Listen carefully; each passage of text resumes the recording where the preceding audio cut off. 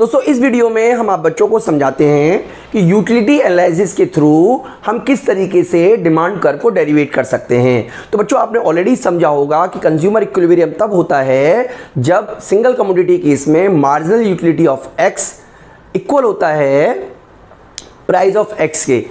तो मैं आपको यहाँ पे समझा देता हूँ। देखिए ये वाला हम ले लेते हैं।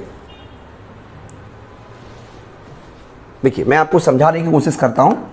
कंज्यूमर इक्विलिब्रियम तब होगा, आप याद रखिएगा, जब MUX इक्वल टू PX होगा।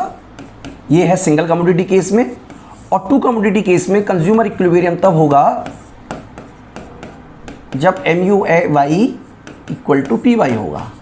तो अब हम आगे समझते हैं कि सिंगल कमोडिटी केस में और टू कमोडिटी केस में किस तरीके से आप डिमांड कर्व को डेरिवेट कर सकते हो।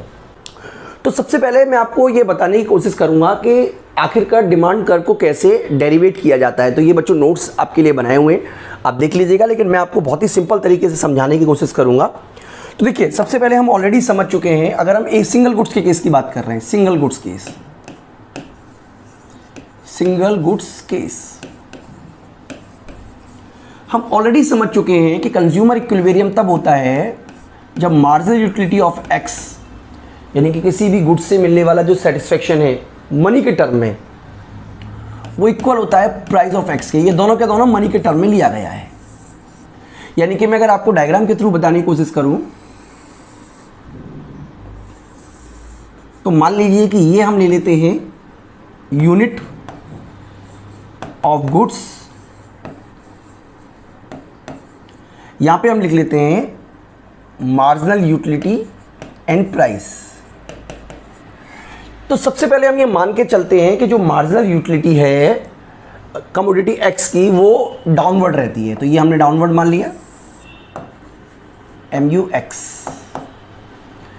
इसी के साथ साथ हम ये मान के चलते हैं कि जो प्राइस है इट विल रिमेन कांस्टेंट। तो कंज्यूमर इक्विलिब्रियम पॉइंट उस जगह होगा जहां पर ये दोनों एक दूसरे को इंटरसेक्शन करेंगे। हम मान लेते हैं MUX इक्वल टू PX है। इसका मतलब ये हुआ कि कंज्यूमर जो है वो P0 प्राइस जब है तो Q0 क्वांटिटी को बाय कर रहा है। कितनी सिंपल सी बात हमने मानी है। इसी चीज़ को अगर हम डायग्राम B में दिखा दें तो इसका मतलब है कि कंज्यूमर Q0 क्वांटिटी बाय करेगा एट प्राइस P0। इसको हम बोल देते हैं कैपिटल A से, उसको स्मॉल a से बोला है, इसको कैपिटल A से बोला है। अब मान लीजिए कि जो प्राइस है, यानी कि जो प्राइस है x का वो फॉल करता है। तो बच्चों प्राइस x फॉल करने से क्या होगा, क्योंकि अब हम ये मान लेते हैं कि अगर MUX 10 है और प्राइस भी 10 है और अगर प्राइस अब 8 रुपये हो गया, तो इसका मतलब ये हुआ कि इस केस में जो MUX है वो ज़्यादा हो जाएगा PX से। यानी कि अगर हम प्राइस को फॉल कर देते हैं और प्राइस को P1 कर देते हैं, ये तरीका, और मान लेते हैं कि कंज्यूमर उतनी गुड्स बाय कर रहा है जितनी गुड्स वो पहले बाय कर रहा था, यानी कि Q0। तो इस पर देखिए प्राइस आपका कम है जबकि यूटिलिटी आपकी ज़्यादा है। इसका मतलब ये हुआ कि कंज्यूमर को अब सेटिस्फेक्शन लेवल नहीं मिलेगा और कंज्यूमर अब पहले से ज़्यादा गुड्स को कंज्यूम करने की प्रयास करेगा, यानी कि वो B पर आ जाएगा। और वैसे भी हम जानते हैं कि अगर इस केस में कंज्यूमर होता है तो वो मोर एक्स का यूज़ करता है, मोर यूनिट ऑफ एक्स। और कहने का सिंपल मतलब ये हुआ कि इस केस में कंज्यूमर इक्विलिब्रियम इस लाइन पे हो जाएगा। यानी कि प्राइस जब गिरकर P1 हो जाता है तो कंज्यूमर जो है वो B पॉइंट पर आ जाएगा। इसका मतलब वो पहले से ज़्यादा गुड्स बाय करेगा। उल्टा ले लेते हैं, हम ये मान लेते हैं कि जो प्राइस है कमोडिटी का वो बढ़कर हो गया, मान लीजिए P2 हो गया, यानी कि प्राइस बढ़ गया। तो जब प्राइस बढ़ता है बच्चों तो इसका मतलब ये हुआ कि इस केस में जो MUX है वो लेस देन हो जाएगा PX से। इसका मतलब ये हुआ बच्चों कि अगर प्राइस लेवल बढ़ता है तो इस केस में आपका PX2 हो जाएगा ये। इसका मतलब ये हुआ कि अब कंज्यूमर इक्विलिब्रियम पॉइंट C होगा और कंज्यूमर जो है वो पहले से कम गुड्स बाय करेगा। अगर आप इसको जोड़ देते हो यानी कि ABC, यानी कि ये जो ABC कॉम्बिनेशन है ये क्या दिखा रहा है कि जब प्राइस गिरा तो क्वांटिटी डिमांड राइज की, जब प्राइस बढ़ा तो क्वांटिटी डिमांड फॉल की। और अगर आप तीनों को एक ही डायग्राम से जोड़ दोगे तो इसको बोलते हैं डिमांड कर्व। यानी कि इस केस में हमने आपको डिमांड कर्व को कैसे डेरिवेट कर लेते हैं वो सिखाया हुआ है। यही सारी बातें बच्चों यहाँ पे भी लिखी हुई हैं, आप पढ़ लेना, आप अपने हिसाब से पढ़ लेना। इसमें लिखा हुआ है कि rational consumer will purchase a commodity till marginal utility equal to price. तो यही सब बातें बच्चों हैं, ऑलरेडी यही सब बातें आप पढ़ लीजिएगा, मैं आपको यहाँ पे नहीं समझा रहा हूँ। लेकिन एक केस और है जिसको हम बोलते हैं टू कमोडिटी केस। देखिए डायग्राम के थ्रू बताना तो उसको पॉसिबल नहीं है, लेकिन हम उसको भी समझा सकते हैं। Two commodity case, two commodity case मैं आपको समझा देता हूं, आप अपने हिसाब से भी एक्सप्लेन कर ले सकते हो इसको आप। टू कमोडिटी केस में जब MUX अपॉन PX इक्वल होता है MUY अपॉन PY से, तो कंज्यूमर इक्विलिब्रियम होता है। सॉरी, हम सिंपल मान लेते हैं कि 100/10 इक्वल टू होगा 50/5 के, तो कंज्यूमर इक्विलिब्रियम हो जाएगा। बिल्कुल सिंपल तरीके से हमने मान लिया। अब मान लीजिए कि प्राइस ऑफ एक्स फॉल कर गया, प्राइस ऑफ एक्स फॉल करके मान लीजिए 10 रुपये से 5 रुपये हो गया। इसका मतलब क्या हुआ कि जैसे ही वो प्राइस 10 रुपये से 5 रुपये हो जाता है, अब आप देखोगे कि जो MUX अपॉन PX है वो ग्रेटर देन हो जाएगा MUY अपॉन PY से। इसका मतलब ये हुआ कि जैसे ही ये 5 रुपये हुआ, अब ये जो है ये हो गया 20/20 इज मोर देन 10। इसका मतलब ये हुआ कि एक यूनिट यूज़ करने से इससे 20 सेटिस्फेक्शन मिल रहा है, इससे 10 सेटिस्फेक्शन मिल रहा है लास्ट यूनिट यूज़ करने से। तो कंज्यूमर जो है वो एक्स की जो क्वांटिटी है, यानी कि जो यूनिट ऑफ एक्स है, उसको मोर कंज्यूम करेगा, मोर विल बी कंज्यूम।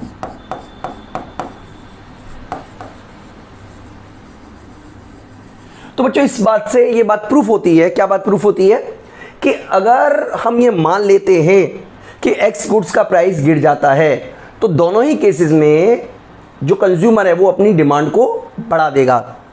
उल्टा भी आप कर सकते हो, आप कह सकते हो कि अगर प्राइस जो है वो बढ़ जाता है MUX का प्राइस का, तो इस केस में MUX upon PX smaller than हो जाएगा MUY अपॉन PY से। तो क्योंकि कंपैरेटिवली अब एक्स गुड्स पहले से महंगी हो चुकी है, इसलिए इससे जो मिलने वाला सेटिस्फेक्शन है वो कम होगा, और कंज्यूमर क्या करेगा, लेस यूनिट ऑफ एक्स का प्रयोग करेगा। तो बच्चों इस तरीके से आप डिमांड कर्व को आसानी से डेरिवेट कर सकते हो। यहाँ पे हमने डायग्राम के थ्रू बताया है, वहाँ पे आप इक्वेशन के थ्रू बता देना। अल्टीमेटली दोनों ही तरीकों से कंक्लूजन यही निकलता है। एक बार मैं आपको कंक्लूजन निकाल के दिखा देता हूँ। कंक्लूजन आप याद रखिएगा, अगर सिंगल कमोडिटी केस है तो MUX इक्वल टू PX होना चाहिए। अगर MUX मोर देन PX है तो कंज्यूमर एक्स गुड्स का ज़्यादा प्रयोग करेगा। MUX लेस देन PX है तो कंज्यूमर एक्स गुड्स का कम प्रयोग करेगा। इसी तरीके से अगर टू कमोडिटी केस है तो ये आप याद रखिएगा, MUX upon PX equal to MUY upon PY। तो उस केस में अगर मान लीजिए MUX यानी कि PX फॉल करता है तो वो X को मोर यूज़ करेगा, और अगर PX राइज करता है तो वो X को लेस यूज़ करेगा। तो अल्टीमेटली कहने का मतलब ये है कि यूटिलिटी एनालिसिस हमें बताता है कि प्राइस के गिरने से जो क्वांटिटी डिमांड है वो बढ़ जाती है। तो बच्चों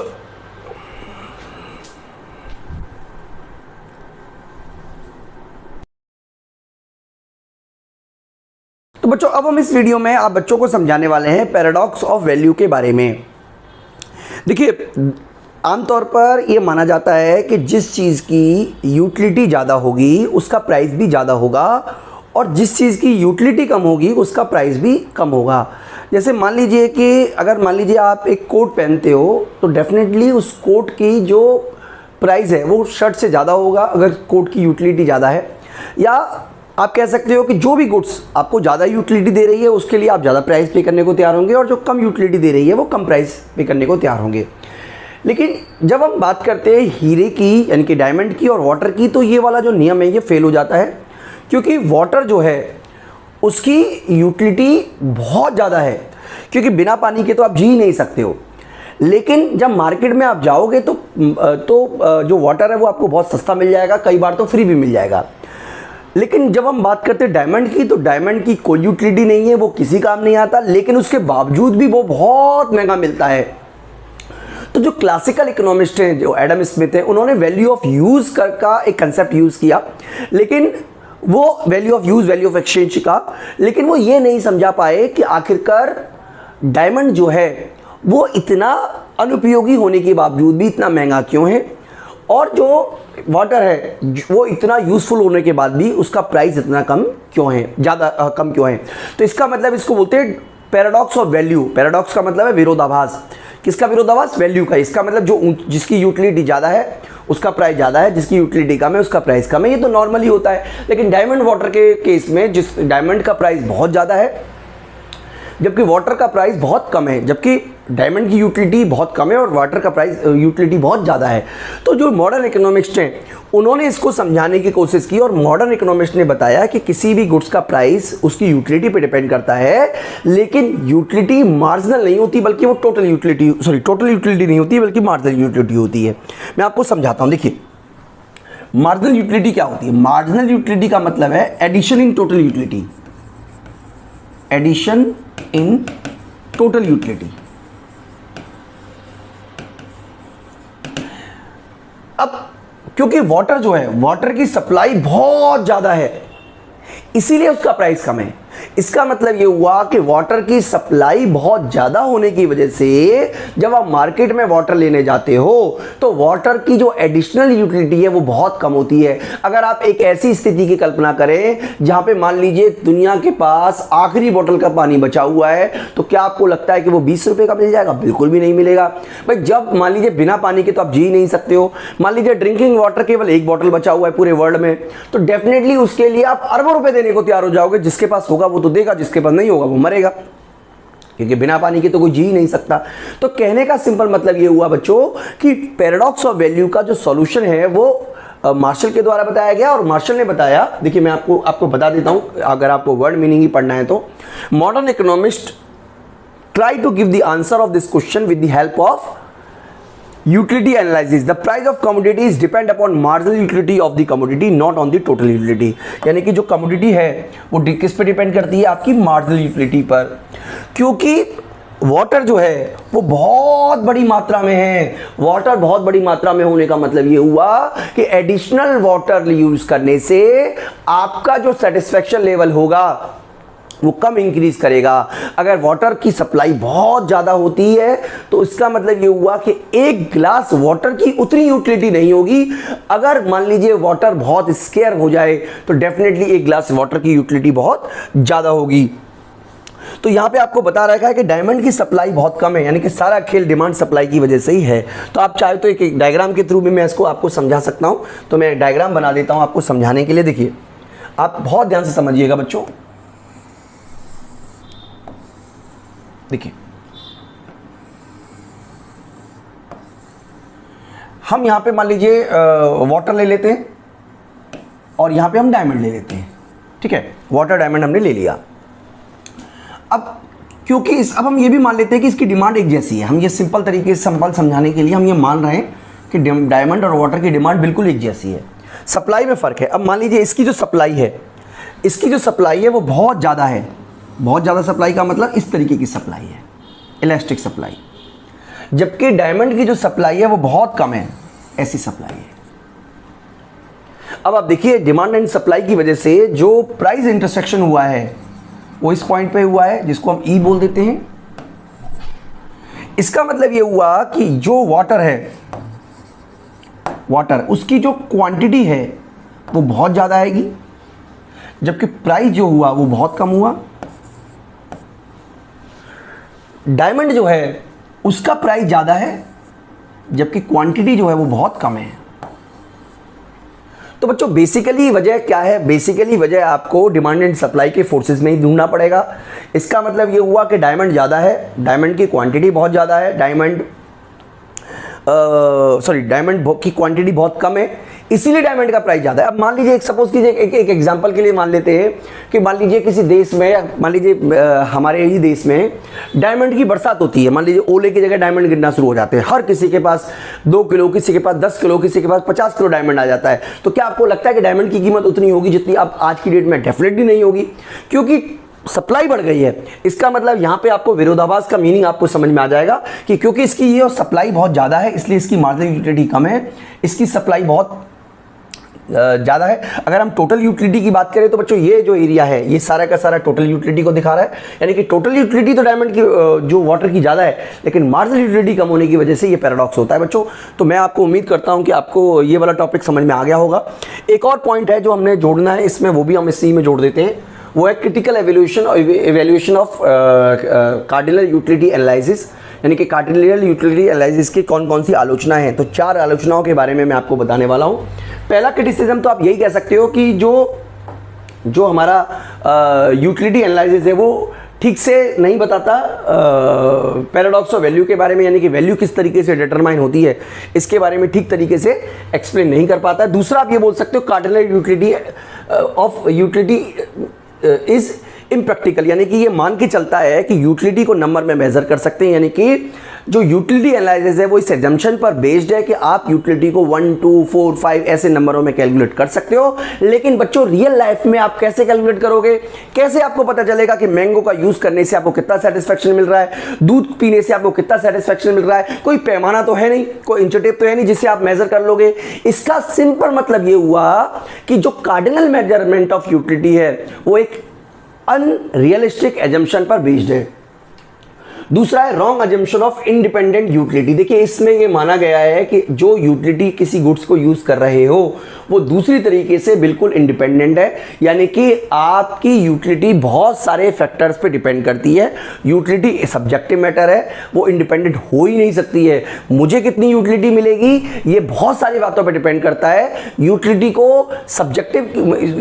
को एक तरीके से इंडिपेंडेंट मान लेना पूरी तरीके से गलत है। यूटिलिटी इस बात पे भी डिपेंड करती है कि जो गुड्स आप यूज़ कर रहे हो उसकी सब्स्टिट्यूट अवेलेबल है कि नहीं है, कॉम्प्लीमेंट्री अवेलेबल है कि नहीं है, बहुत सारे फैक्टर पे डिपेंड करता है। इसको इंडिपेंडेंट मान लेना, इनकम से इंडिपेंडेंट मान लेना, सब्स्टिट्यूट गुड्स से इंडिपेंडेंट मान लेना, परफेक्टली सब्स्टिट्यूट गुड्स से इंडिपेंडेंट मान लेना, एक तरीके से थ्योरिकली ये पूरी तरीके से गलत है।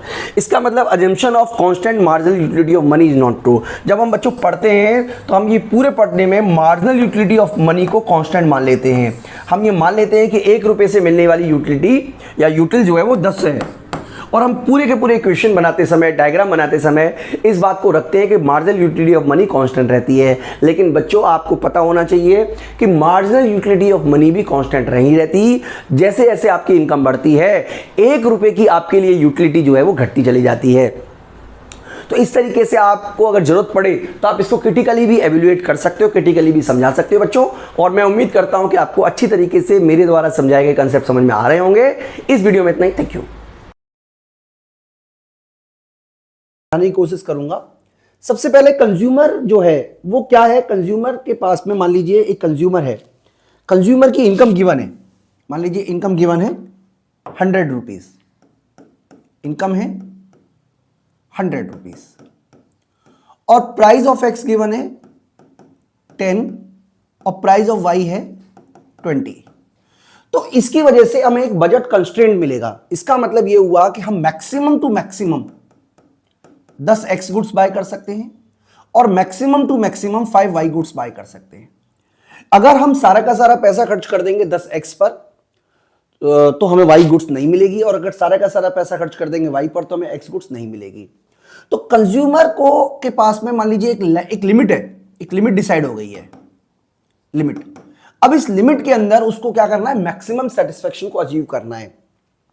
यानी कि कंज्यूमर के पास कई सारे कॉम्बिनेशन है। देखिए यहां पर एक वर्ड यूज किया जाएगा बंडल, बंडल। तो बेसिकली बंडल का मतलब होता है combination of x goods and y goods. यानी कि जब आप बंडल ए ले रहे हो तो हो सकता है कि उसके अंदर 5 एक्स हो और आप कह सकते हो चलिए 6 एक्स हो और 2 वाई हो, 6 एक्स हो और 2 वाई हो। बंडल बी ले रहे हो तो बंडल बी में आपके पास हो सकता है 2 एक्स हो और 4y हो। बंडल 3 में आपके पास में मान लीजिए हो सकता है कि मान लीजिए 8x हो और 1y हो। तो आपके पास कई सारे बंडल हो सकते हैं। हमें क्या करना है, प्रेफरेंस करना है। प्रेफरेंस का मतलब है हमें यह चॉइस करनी है कि कौन सा बंडल ऐसा है जिसकी हमें चूज करना है। यानी कि यहां पर जो यूटिलिटी है वो एक सब्जेक्टिव मैटर होता है। इसका मतलब हो सकता है कि मेरे को ए चुनना हो क्योंकि मुझे लगता है कि 6x और 2y मेरे लिए बेस्ट है, और हो सकता है कि आपके लिए कुछ और अच्छा हो। यानी कि ऐसा हो सकता है कि आप कहो नहीं जी मुझे तो 8x और 1y चाहिए।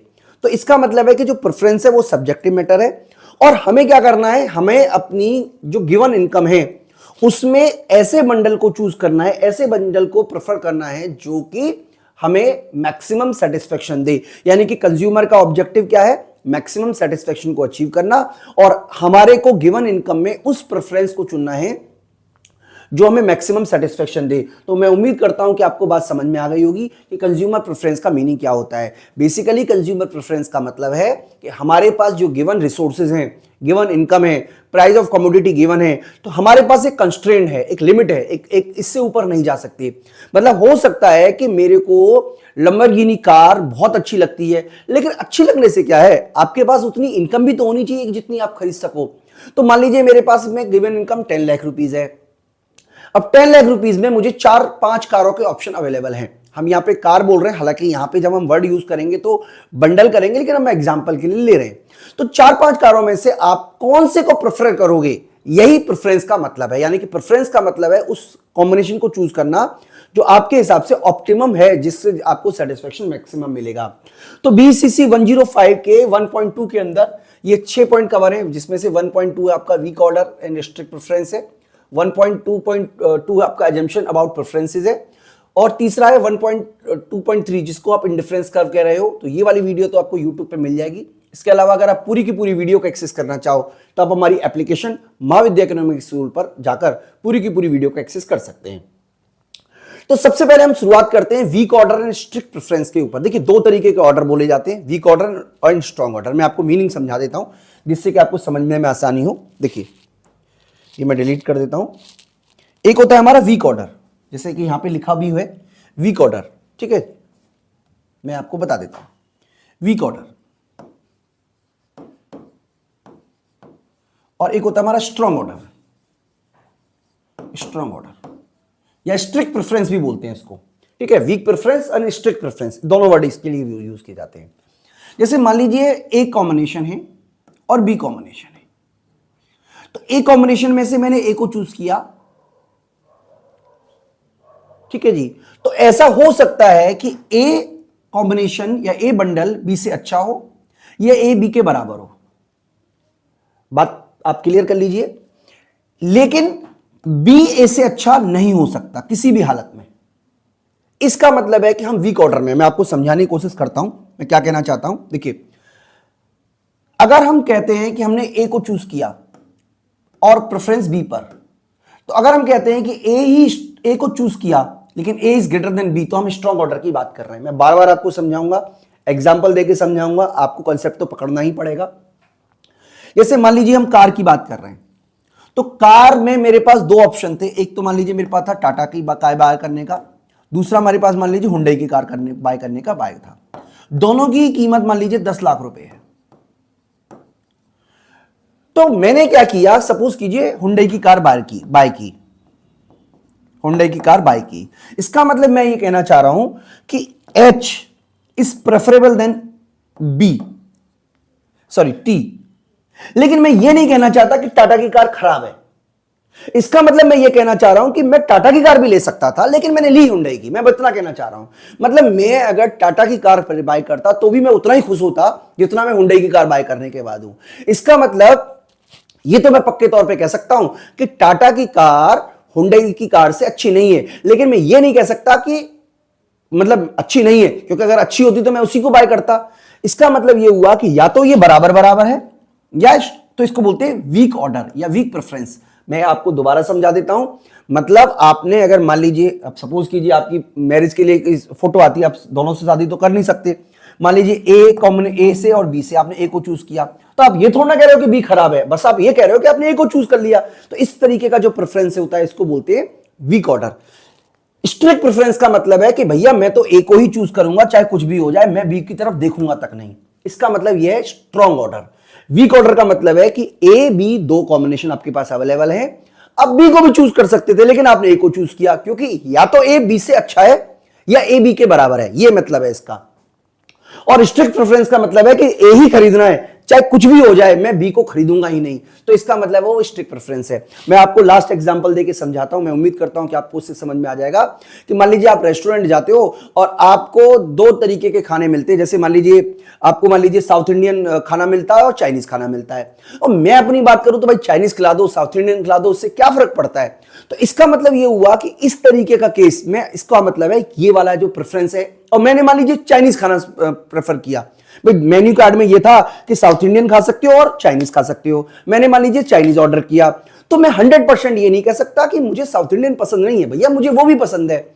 लेकिन चाइनीज खाने का मतलब ये नहीं है कि साउथ इंडियन पसंद नहीं है, इसका सिर्फ इतना मतलब है कि मेरा जो प्रेफरेंस है वो वीक है। इसका मतलब मैं चाइनीज खाने के बाद वीक प्रेफरेंस है ये मेरा, इसका मतलब मैं साउथ इंडियन भी खा सकता था। मैं उम्मीद कर रहा हूं आपको बात समझ में आ गई होगी।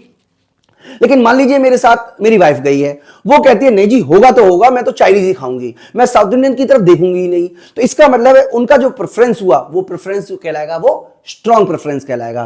तो दो तरीके के प्रेफरेंस आप याद रखिएगा, वीक प्रेफरेंस और स्ट्रॉन्ग प्रेफरेंस। जैसे कि यहां पर भी लिखा भी है, मैं आपको पढ़ के भी बता देता हूं। ये हम वीक प्रेफरेंस के बारे में कर रहे हैं, आपकी बुक से लिया हुआ है, इग्नू की बुक से। When a consumer consider bundle A to be least as good as bundle B, we can say he weakly prefer bundle A over B. यानी कि सिंबॉलिकली हम इसे कैसे लिखेंगे, A more than equal to B, यानी कि जब वो ए को भी प्रेफर करता है बी को भी प्रेफर करता है लेकिन ए को चूज करता है, तो ये वीक ऑर्डर हो गया, वीक प्रेफरेंस हो गया। इंडिफरेंस तब होगा जब हम ये कह सकते हैं कि A more than equal to B and B more than equal to A. तो इस तरीके का जो प्रेफरेंस है इसको बोलते हैं इंडिफरेंस। ठीक है, तो इसका मतलब हम ये भी कह सकते हैं कि ए इस तरीके का साइन लगा के बी के। तो दोस्तों मैं उम्मीद कर रहा हूं कि आपको बात समझ में आ रही होगी। स्ट्रिक्ट प्रेफरेंस का मतलब है कि 100% हम ए को ही चूज करेंगे, बी का तो क्वेश्चन ही नहीं है। तो इसका मतलब अगर हम ए को चूज करते हैं बी पर, तो ये कहलाएगा हमारा स्ट्रॉन्ग प्रेफरेंस। इसका मतलब हमें आपको फिर से बता देता हूं, अगर हमें यह बताना है कि हमारा अगर इस तरीके का सिंबल हो A greater than equal to B, तो इसका मतलब है ए जो है ये वीक प्रेफरेंस है। अगर इस तरीके से लिखा हो तो इसका मतलब यह है कि मैंने ए और बी दोनों इंडिफरेंस है कंज्यूमर। और अगर इस तरीके से लिखा हो तो इसका मतलब है कि ए जो है वो स्ट्रॉन्ग प्रेफरेंस है। तो मैं उम्मीद करता हूं कि आपको वीक प्रेफरेंस और स्ट्रॉन्ग प्रेफरेंस और इंडिफरेंस प्रेफरेंस के बारे में जानकारी हो गई होगी। अगला जो पॉइंट हमारा जो बुक के हिसाब से हमें कवर करना है वो है अजम्पशंस अबाउट प्रेफरेंसेस। अब देखिए प्रेफरेंसेस की अजम्पशन, तीन अजम्पशंस हैं। एक तो है कंप्लीटनेस, दूसरा है रिफ्लेक्सिविटी, तीसरा है ट्रांसिटिविटी। मैं तीनों के मीनिंग के बारे में आपको एक एक करके समझाता हूं।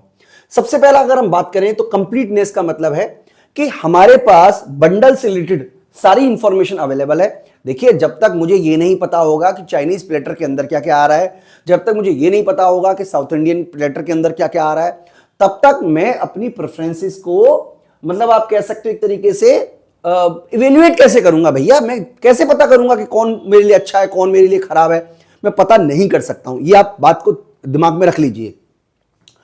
तो पता करने के लिए क्या जरूरी है, पता करने के लिए ये जरूरी है कि मुझे ये पता हो कि इसके अंदर क्या है। मतलब जितने भी बंडल हैं, ए हो बी हो सी हो, उनके बारे में कंज्यूमर को पूरी इंफॉर्मेशन अवेलेबल है, जिसके बेस पर कंज्यूमर ये डिसाइड कर सकता है कि किसको चूज करना है किसको चूज नहीं करना है। इतनी सी बात मैं आपसे कहना चाहता हूं। मतलब ऐसा नहीं है, कंज्यूमर के दिमाग में कोई डाउट नहीं है, कंज्यूमर के दिमाग में किसी तरीके का कंफ्यूजन नहीं है। उसको पता है कि उसे क्या चूज करना है क्या नहीं चूज करना, किसी भी तरीके से उसके माइंड में किसी भी तरीके का कंफ्यूजन नहीं है। ये मैं आपको समझाना चाह रहा हूं। इसको बोलते हैं कंप्लीटनेस। देखिए रिफ्लेक्सिविटी का मतलब है this identity condition says that, यहां से समझिए, consumer is indifference when he is comparing a bundle to itself. मतलब आप समझिए कि यहां पे क्या कहने का मतलब है, जैसे मान लीजिए चाइनीज खाना है, प्लेटर है और चाइनीज प्लेटर है, तो वो जो चाइनीज प्लेटर और चाइनीज प्लेटर है, इसका मतलब ये हुआ कि ए और प्रेफरेबल ए हो सकता है और ए प्रेफरेबल ए हो सकता है। मतलब वो अपने आप में ही प्रेफरेंस करेगा। मैं आपको समझाने की कोशिश कर रहा हूं। इसका मतलब है A greater than A, any bundle A least good itself, मतलब बराबर बराबर वो एक दूसरे के बराबर है। मतलब यहां पे ये है कि अगर ए बंडल है और ए बंडल है, दोनों बार उसको चूज करना पड़ता है, तो वो एक तरीके से बराबर बराबर है। ठीक है जी, ये बराबर इसके है और ये बराबर इसके है, बात एक ही है, एक ही बात है, मतलब ये कहना चाह रहा है। तीसरा है ट्रांसिटिविटी। ट्रांसिटिविटी का यहां पे मतलब ये होता है दोस्तों कि अगर मान लीजिए ए बंडल प्रेफर किया जा रहा है बी पर और बी बंडल प्रेफर किया जा रहा है सी पर, तो 100% ए बंडल को प्रेफर किया जाएगा सी पर। यानी कि अगर ए बंडल बी से ज्यादा सेटिस्फेक्शन देता है, बी बंडल सी से ज्यादा सेटिस्फेक्शन देता है और ए और सी के चूज करना हो, तो कंज्यूमर के बिहेवियर में ट्रांसिटिविटी पाई जाएगी। ट्रांसिटिविटी का मतलब है उसके पास लॉजिक है, उसके पास बुद्धि है। ऐसा नहीं होगा कि वो किसी और कंडीशन में किसी और को बाय कर ले। जैसे हम यहां पे मान के चल रहे हैं कि अगर विंटर में अगर एक व्यक्ति मतलब कॉफी पसंद करता है और आइसक्रीम को कम पसंद करता है, तो समर आने पर भी वो कॉफी को ही ज्यादा पसंद करेगा, आइसक्रीम को कम पसंद करेगा। मतलब यहां पर यह है कि कंज्यूमर के बिहेवियर में ट्रांसिटिविटी पाई जाएगी, कंज्यूमर के बिहेवियर में कंसिस्टेंसी पाई जाएगी। इसका मतलब वो उसका बिहेवियर चेंज नहीं होता परिस्थिति बदलने पर। अगर वो ए को प्रेफर कर रहा है बी पर और बी को प्रेफर कर रहा है सी पर, तो वो 100% ए को प्रेफर करेगा सी पर। तो दोस्तों मैं उम्मीद करता हूं कि आपको मेरी बात समझ में आ रही होगी। तो मैं अगला है हमारा पॉइंट है वेल बिहेव प्रेफरेंसेस। तो इससे पहले आपने देखिए तीन इसके फीचर्स, तीन इसकी एजम्पशंस पढ़ी थी, कंप्लीटनेस, रिफ्लेक्सिविटी और ट्रांसिटिविटी। इन तीन के अलावा अगर हम दो और एजम्पशंस को ऐड कर दें, तो इसमें यह बताया गया है कि इन दो को ऐड करने का मतलब है कि वेल बिहेव प्रेफरेंस, यानी कि अगर प्रेफरेंस में तीन एजम्पशन तो होती है, साथ ही साथ अगर दो एजम्पशन और जोड़ दे तो इसको कहेंगे वेल बिहेव्ड प्रेफरेंसेस। तो कौन कौन सी है? पहला है मोनोटोनिसिटी। देखिए मोनोटोनिसिटी का बेसिकली मतलब यह है कि कंज्यूमर रैशनल है और रैशनल कंज्यूमर हमेशा ही मोर गुड्स को ज्यादा प्रेफर करेगा as compared to less goods. तो दोस्तों मैं आपको यह समझाने की कोशिश कर रहा हूं कि जब हम प्रेफरेंसेस की बात करते हैं तो प्रेफरेंसेस में कंज्यूमर के पास में कोई सोशल इकोनॉमिक्स तो हम पढ़ा नहीं रहे। यहां पे बेसिकली हमारा जो ऑब्जेक्टिव है वो कंज्यूमर के जो सेटिस्फेक्शन है उसको मैक्सिमम करना है।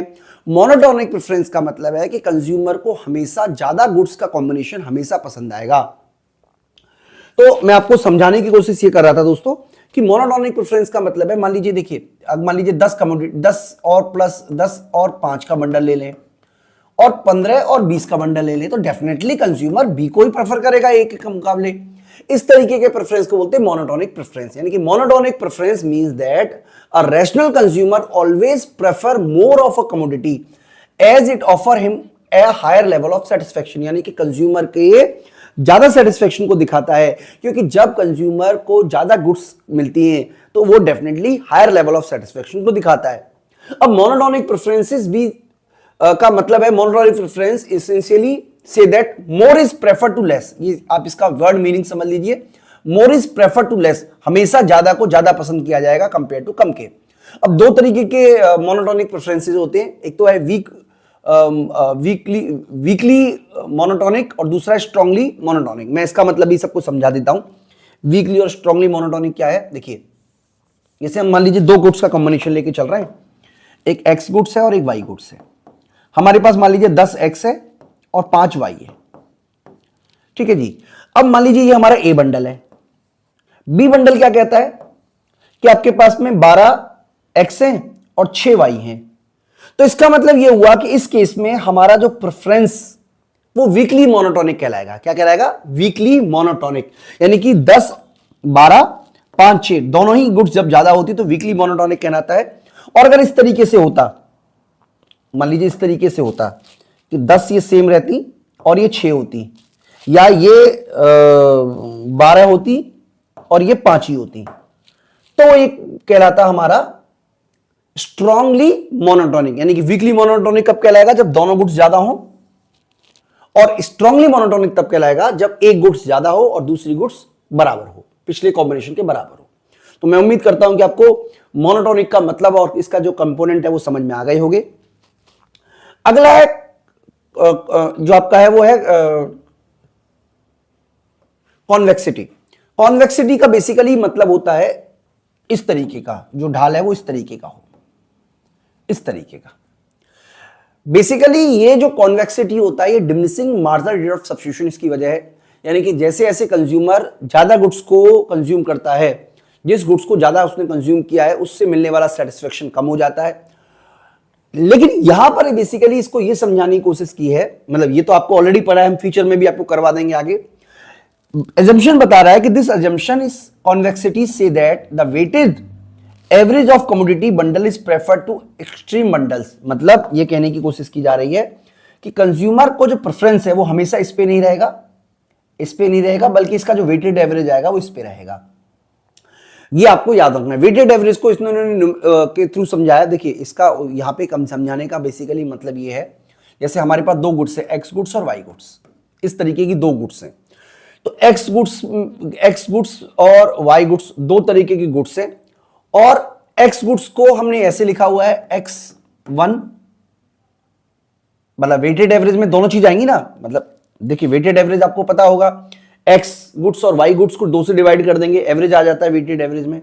तो यहां पर उन्होंने इसको इस तरीके से लिखा है कि टी जो होगा वो एक तरीके का कांस्टेंट होगा, x1 प्लस 1 माइनस